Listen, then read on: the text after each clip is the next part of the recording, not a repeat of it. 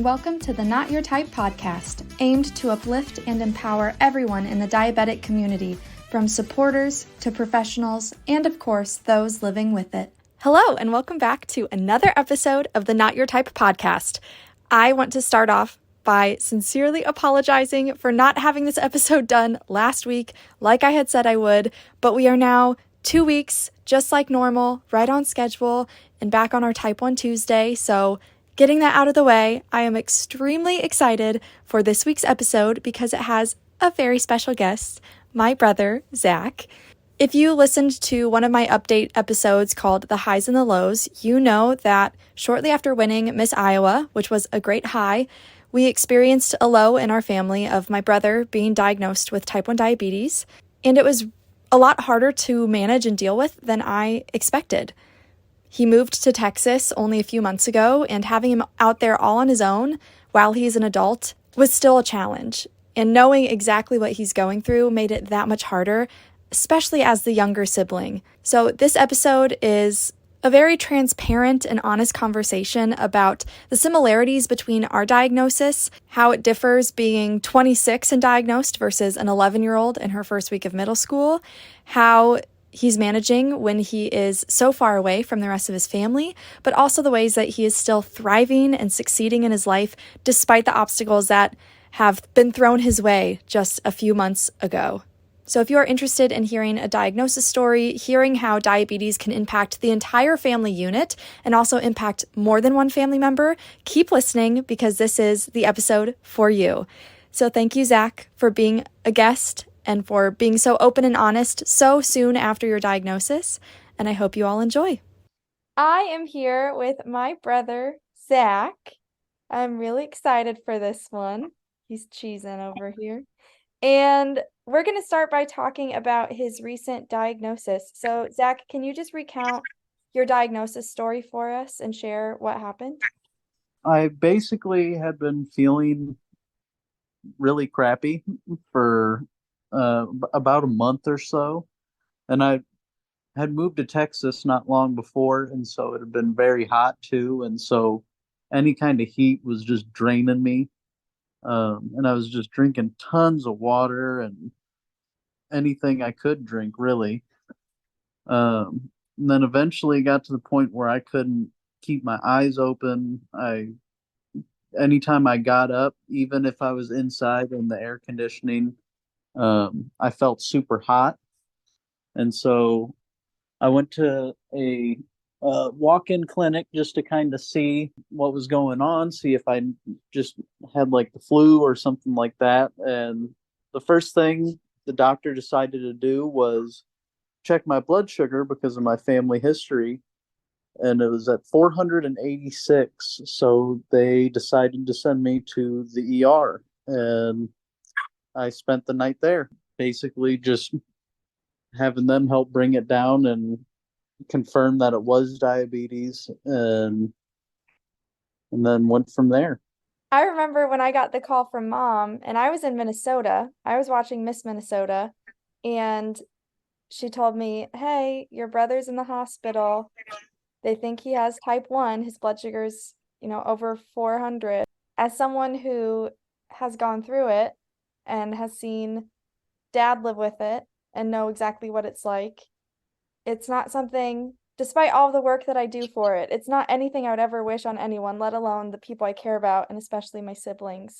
So it was really hard for me, especially knowing how far away you were and knowing that you had just moved months ago. Of course, the timing, it's like, of course, once you move away, a few months Yeah. later, your life just drastically changes. And fortunately, Mom and Dad were able to go down and see you, but it was still really hard for me, feeling like I couldn't do anything. And I almost felt like I had to become the older sister, even though I'm the baby. So it was really hard for me. And sometimes it still is, but seeing you kind of take it all in and has been really amazing to see. I'm really proud of you. And I remember also, I remember that day when I called you to make sure you were feeling okay and they hadn't got you in yet. You just sounded so far away and distant. You didn't sound at all like yourself. You sounded like a stranger. It was the oddest thing. But I remember I told you that once you got insulin, you would feel better. And when I called you the next day, it was a 180 flip of the switch. Oh, absolutely. You were back to yourself. And I was like, this is Zach. This is my brother. He sounds like himself again. So, how did you feel before you finally got insulin versus after? So before, like, really the only way I can explain it is I felt like I was dying. Like I felt like every amount of energy in me had been drained. I couldn't keep my eyes open. I At the doctor's office, I was sweating and I had brought ice packs from home with me because I felt just so hot. And so I looked absolutely bananas in that waiting room with ice packs all over me. Uh, I hadn't been able to eat much, and when would eat, I would throw it up. So I had like my eyes and face were kind of sunken. I had lost almost 40 pounds in the time that I had been feeling crappy, which thankfully I've gained almost all of that back since. The biggest thing I've noticed change wise from now having insulin is my appetite. I've been so much hungrier, like just night and day compared to how it was before my diagnosis. It is crazy how insulin totally changes everything. And it's also interesting hearing your story compared to mine. I feel like your story is more similar to dad's from what we've heard of it, because you were Hmm. in DKA, diabetic ketoacidosis. You were so gaunt. The picture that I was sent of you in the hospital from Kaylin, my sister-in-law, it was scary. Yeah, I looked like a zombie.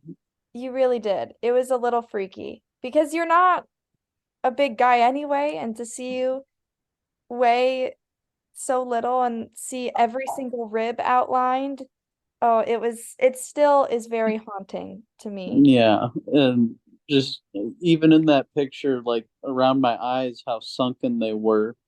Like you could see the outline of like my orbital bones and everything. Like I wouldn't wish that on anybody. Obviously, we knew right away what it was when we were hearing Mhm. all about it and that the doctors were able to listen to us. But I want you to share what the doctors told you because another interesting difference about your story, which if you want to hear my diagnosis story, I have a whole episode on that called My Why. So your story is very different from mine. I want you to share a little bit about what the doctors said to you when you were in the waiting room or in the actual room getting diagnosed. The doctor had come in, and I was curious whether to know whether it was type 1 or 2 because I wasn't completely sure, purely because my diet before being diagnosed was not the greatest. I ate a lot of junk and sweet stuff. And so I asked him just out of curiosity, just so then I would know for the future. And he had told me, well, probably type 2 because you can only get type 1 between ages 1 and 5. And as soon as he said that, I kind of looked at him a little confused, and I was like, well, my sister was 11 and my dad was 13. And then later, when my wife Kaylin asked him later that night about whether it was type 1 or 2, he said, well, it could be either or, given your family history. So he kind of changed his tune a little bit after I had mentioned that. And so I'm not completely sure how educated he was on diabetes because doctors have a lot that they have to understand, and so they don't may not necessarily have that expertise in specific things or diseases that, like diabetes type 1 or 2. So it's great that you could kind of educate him a little bit in that way, but I think it's so interesting that point that you brought up that yes, there's a lot of things doctors have to manage and deal with, and we are so appreciative for them. However, if you have a diabetic patient, it would be nice to have a doctor that is maybe a little more familiar with diabetes. Yeah. Because when our dad had neck surgery, there were complications of them not letting him take the right amount of insulin. And with our grandmother, she wasn't allowed to wear an insulin pump when she's been in the hospital in her town. And that could be a whole other episode of medical mishaps. Maybe that could be the Yeah. title. But it's great that it was you that that happened to, because I can't imagine if it was someone who had no experience with diabetes and were being told this and then had to deal with a misdiagnosis. That could be detrimental. So it's fortunate that you were able to combat that and let them know.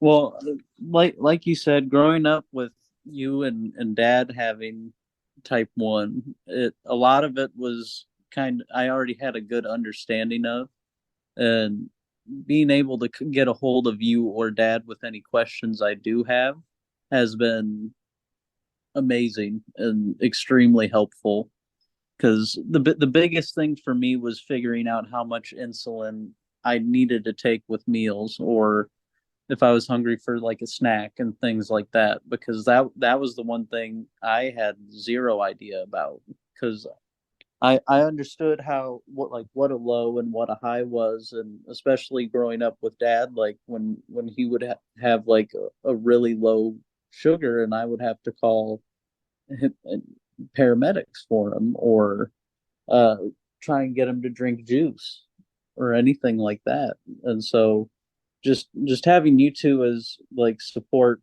has been ridiculously helpful. Well, and I think it helps us feel better knowing that we have that expertise in it with how far away you are. Yeah. Because if none of us had diabetes and you were suddenly diagnosed as you moved away, it would have been even harder because you would have been out there alone. We wouldn't Yeah. have much help. So we're oddly lucky in that way. Yeah. I never would have thought I'd say we were lucky for having four members in our family, including our grandmother, be diabetic. But it does give us a unique story to tell and a unique perspective so we can help each other when we need it, which is something that not every family gets. So it's in a weird way very special. You mentioned that you knew some of those things and that we're able to help you. How would you say your life has changed other than some of the obvious ones like counting carbs, taking insulin, and how hard has it been to get used to all of that, to accommodate that into your normal life? The biggest thing getting used to has been mostly at work, like when I'm working, managing it and making sure that I take the right amount of insulin during my lunches and stuff like that, because I want to remain productive and don't want my blood sugar to cause any issues with my productivity. Um, but the biggest change in my life so far with it has been my diet, because I ate extremely poorly before. I ate a lot of ding dongs, hostess cupcakes, all that, all the time. Now I just eat so much better, which I needed to, regardless of whether I was diagnosed or not. But my diet has changed so much, and I've been feeling completely so much better, both with the insulin and because of my diet, I think. Well, something dad always says is, I'm the healthiest person I know despite my diabetes. And Yep. while it's not that we have to eat an extremely healthy diet like some people with type 2 might have to, Mhm. when you know everything that's going into your body because of the carb counting and insulin ratios, you start to realize, oh, if I eat three Hostess cupcakes every day, that's a lot of carbs and a lot of insulin to take. And maybe it's not the best for me. And you start to do more digging into the nutritional information and how it's fueling your body, because when your body is in tune, so will your blood sugars. And all in all, it helps you feel better because nothing feels worse than a low blood sugar or a high blood sugar. Mhm. So it all goes hand in hand. Even though, yes, we can technically eat whatever we want as long as we take the insulin for it, we feel so much better and our diabetes will thank us for eating healthier. So it's nice to hear that it's helping you take account of your health in other ways that it maybe didn't before. Another thing I wanted to talk about too is if we go back a little bit to when I was diagnosed, mom and dad actually had you do some of the trial net testing, the genetic testing to see if you had those genetic markers for diabetes. And as far as we knew, of course, this was over a decade ago, it came back normal. You didn't have it and you didn't seem to have the genetic markers. Granted, there are other markers aside from genetics that lead to diabetes. Can you tell us a little more about what that was like going through that testing? And did it make it more of a shock when you were diagnosed?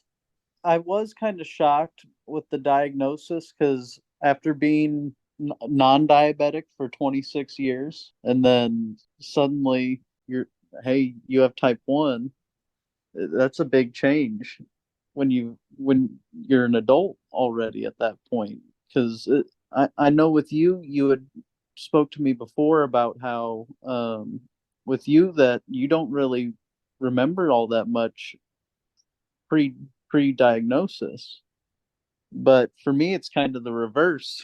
I have to kind of change a lot of what I'm used to kind of better manage it, which is good because of what I was eating before and everything. But those trials, I remember mom and I would go up to Iowa City every, I think it was 3 months.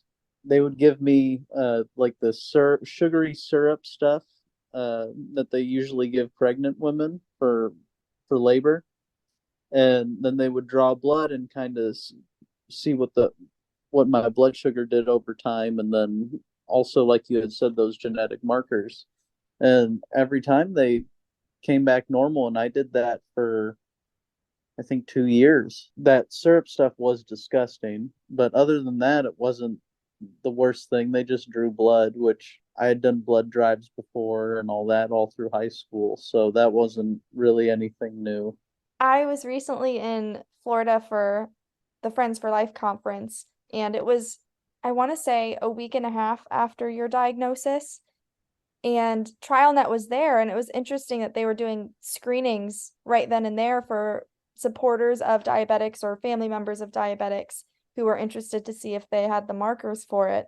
This is by no means saying TrialNet is false. It's just very interesting that over a decade, it can change relatively suddenly. So it's nice to know that maybe those types of screenings should be implemented more frequently and also more consistently so more families can be prepared if it does happen, because we could have prevented you from going into DKA. We could have been there to help you knowing, oh, this is going to happen in a year or so.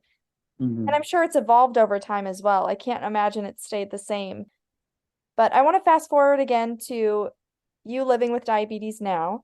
You were pretty much given a CGM almost right away, right? At your first real doctor's visit with, Yeah, about I want to say a week and a half, 2 weeks after being diagnosed, when I got to see my physician, who happened to be a diabetic educator, which is a huge plus, and I'm extremely fortunate to have lucked out into that. My physician being an educator, she had samples of the Dexcom G7 and gave me one at my doctor's visit to try out, and she said give her a call after a few days before it goes out so then I could be prescribed them. Compared to when I was using a glucometer prior to seeing her, it's so much easier to manage your glucose and everything throughout the day. At work especially, I have my an Apple Watch paired to my phone,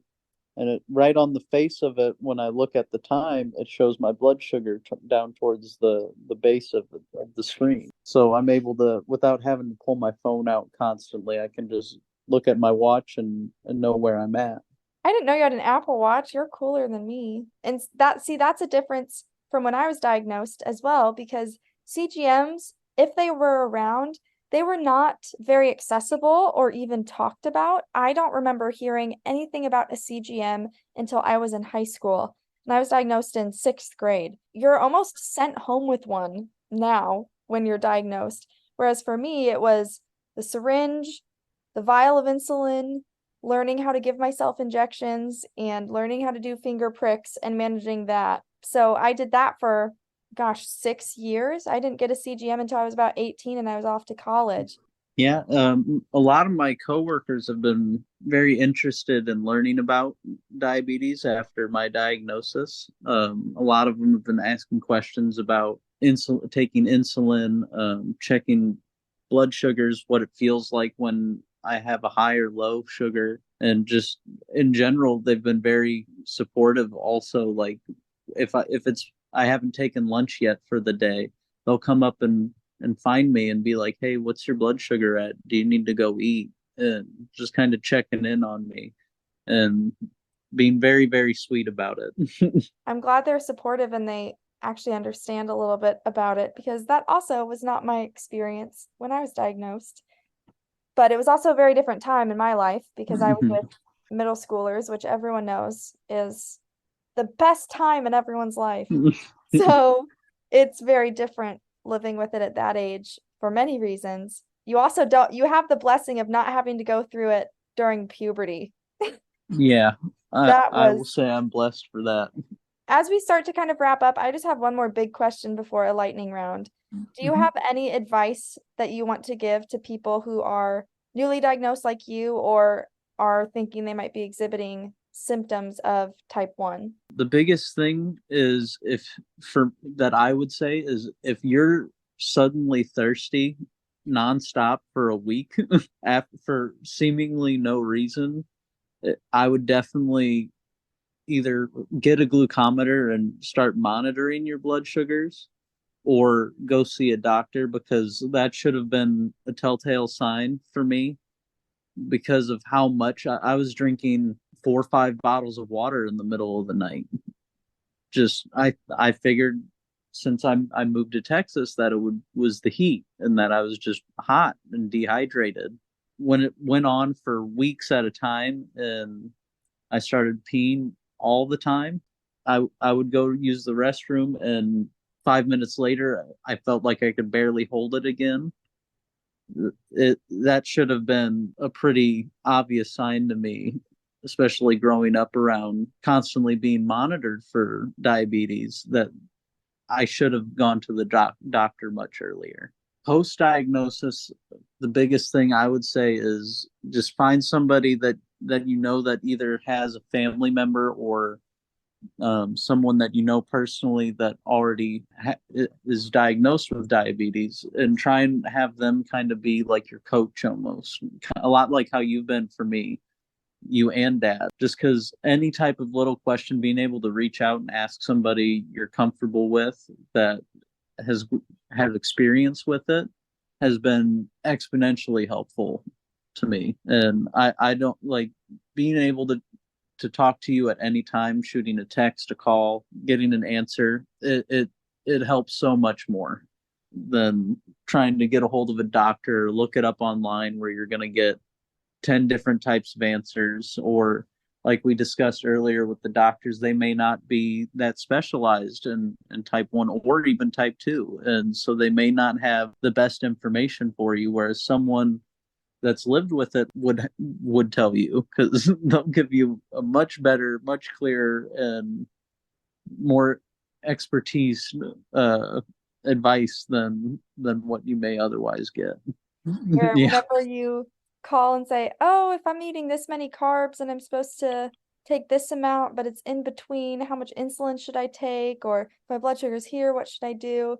It feels like I get to be the big sibling with Yeah. with here, but it also brings me peace of mind knowing that I can help in any way, even though I couldn't be there with you in person. It is kind of nice again to share that experience with someone and have someone who gets it help you. Yeah, the biggest thing pre-diagnosis is know your body. Know what it's trying to tell you. Don't ignore it. If you're questioning if it's the smallest thing, it is so much better to get it checked out and have it be confirmed than something going drastically wrong. Before we go, I'm going to do a lightning round, which is just fast questions to ask you. I've been doing it with my guests recently. All right. So, number one, what's your favorite low-carb snack? Oh, my new favorite, which I've never really eaten them prior to being diagnosed, has been pork rinds. And Ew. I have been loving them. How many carbs are there in pork rinds? Slightly over 1 gram per serving, and Oh, that's wow. it. I didn't realize it's and that low and carb. that's just for the flavored ones. I think the regular ones are zero carbs, like the without any flavoring. We're But gonna I've go also to the been pork eating a rind. lot of jerky too, but that isn't something as new. And what's your favorite low blood sugar snack? I know you haven't had very many lows yet, but I know you've had one before, at least. I have been really liking I have these mini Rice Krispie treats, and I've been having those, or the Quaker Oats rice cakes with some cream cheese on it. Those have been pretty sweet. I've been digging those. You've already kind of answered this, but CGM or finger pricks? CGM by by a lot. I figured as much. And last one, who's your favorite sister? Well, Nessie, our parents' dog, is pretty cool, but I'm gonna have to go with you. I really thought you were gonna say Nessie for a second. I was gonna be so offended. I No, guess I can count Nessie as definitely a sister. you. Well, thanks. I am your only sister Yeah. by blood and by species. So, one more lightning round question. Who's your new dog? My new dog is a 10-week-old German Shepherd named Ozzy Posborn, and he has just been chilling here, laying with me for most of this podcast. If he's not playing with his big brother, Oh my gosh. And are you going to train him to be a diabetes dog? I'm actually hoping to. Kaylin, my wife, was going to look into it and kind of see what the process would be for it, because he's showing that he's really well behaved and very, I guess, obedient, very well behaved, listens really well. And so we want to start early with it and maybe see if there's a place near us where we can kind of get him trained to be like a service dog to detect lows. So, especially in the middle of the night, with me being as heavy a sleeper as I am, having a big dog be able to wake me up either by barking or nudging me, putting his cold nose on me or something to wake me up and to take care of it would be more than ideal. Plus, it's an excuse to take my dog with me anywhere I go. Well, and he's so cute. Maybe in the He is. post, I'll put a picture of him. He's the cutest little thing right now. Well, thank you for being a very special podcast guest. I'm excited for people to hear this and hear the perspective of someone who's diagnosed in their adulthood, and also just hear someone that I care about a lot. Absolutely. Thank you for having me on your podcast. Thank you so much to my brother. I am eternally grateful to have him as my older brother and to get to now mentor him in this new space he's navigating, while also collaborating and working together to keep each other accountable for our diabetes. We are so excited to have you in this community, Zach, and everyone listening, make sure you welcome him with open arms, because despite everything, he is so excited to be joining all of us. If you or someone you know and love is exhibiting symptoms of type 1 diabetes, or you even think they might be symptoms of diabetes, please check out the resources in the show notes. So keep your eyes peeled for the symptoms, always listen to your body, and know that no matter what, you can get through it just like Zach and I. Until next time.